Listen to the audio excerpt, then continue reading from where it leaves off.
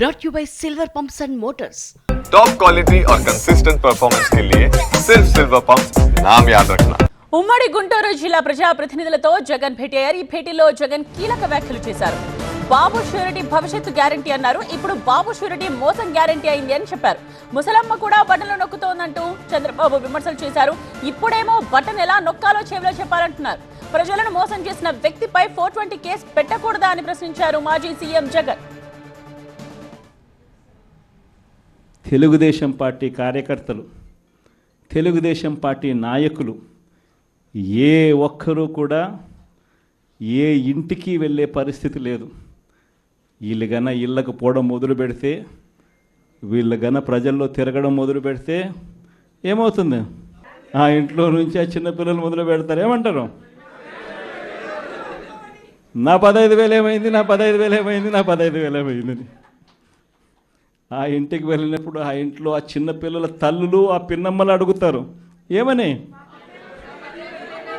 నా 18,000 ఏమైంది, నా 18,000 ఏమైంది, నా 18,000 ఏమైందని. ఆ ఇళ్ళకు పోతే ఆ అమ్మలు, ఆ పిన్నమ్మల అత్తలు, వాళ్ళ అమ్మలు వాళ్ళేమడుగుతారు? మాకు 50 ఏళ్ళ వయసు వచ్చింది, మాకు 50 ఏళ్ళ వయసు వస్తూనే మీరేమన్నారు? మా 48,000 ఏమైంది, మా 48,000 ఏమైంది, మా 48,000 ఏమైంది అని అడుగుతారు. ఆ ఇళ్ళకు పోయినప్పుడు ఆ రైతులు ఏమడుగుతారు? మా 20,000 ఏమైంది, మా 20,000 ఏమైంది, మా 20,000 ఏమైంది అని అడుగుతారు. ఆ ఇళ్ళల్లో నుంచి ఆ 20 ఏళ్ళ పిల్లాడు, ఆ పిల్లాడు ఉద్యోగం ఎతుకుతా ఉన్న ఆ 20 ఏళ్ళ పిల్లాడు ఏమంటాడు? నా 36,000 ఏమైంది, నా 36,000 ఏమైంది, నా 36,000 ఏమైంది అని. ఇలా చంద్రబాబు నాయుడు గారిని, ఆయన కూటమిని, ఆయన నాయకులను, ఆయన కార్యకర్తలను ఏ ఒక్కరూ కూడా ఇళ్ళకు వెళ్ళి, గ్రామాలకు వెళ్ళి, ఇళ్ళకు వెళ్ళి ఎవరిని కూడా వీళ్ళు కనీసం పలకరించే పరిస్థితి కూడా లేదు.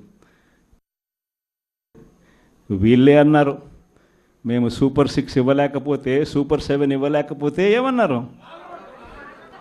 కాలర్ పట్టుకోమని మీరే అడిగారు కదయ్యా, మీరే చెప్పారు కదయ్యా. చెప్పడమే కాకుండా బాండ్లు కూడా ఇచ్చారు. ఇదిగో బాండు, రాసుకో బాండు, ఇదిగో మీ దగ్గర పెట్టుకోండి అని బాండ్లు కూడా ఇచ్చినారు. బాబు షూరిటీ భవిష్యత్ గ్యారంటీ అని కూడా బాండ్ ఇచ్చినారు. మరి ఈరోజు ఏంది? బాబు షూరిటీ మోసం గ్యారంటీ అని చెప్పి రుజువైంది. ఈరోజు ఓడిపోయినా కూడా చెప్తా ఉన్నా, మనకి ఇంతకుముందు 50% ఓట్ షేర్ వచ్చింది. ఈ ఎన్నికలు అయిపోయేసరికి మన ఓట్ షేర్ 40%. ఒక 10% ఓట్ షేర్ మనకు రావాల్సింది రాకుండా పోయింది. కారణం ఆ రోజు కేవలం మీ జగన్ అబద్ధాలు చెప్పలేకపోయాడు, అదొక్కటే కారణం. కానీ నేను చెప్తా ఉన్నా, మీ జగన్ అబద్ధాలు చెప్పలేకపోయాడు కాబట్టి అధికారానికి మనం దూరం అయ్యాం.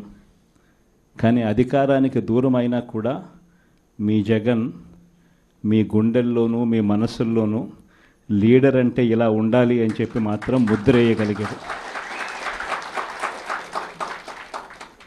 కారణం ఏమిటంటే, రాజకీయాల్లో ఉన్నప్పుడు విలువలు ఉండాలి.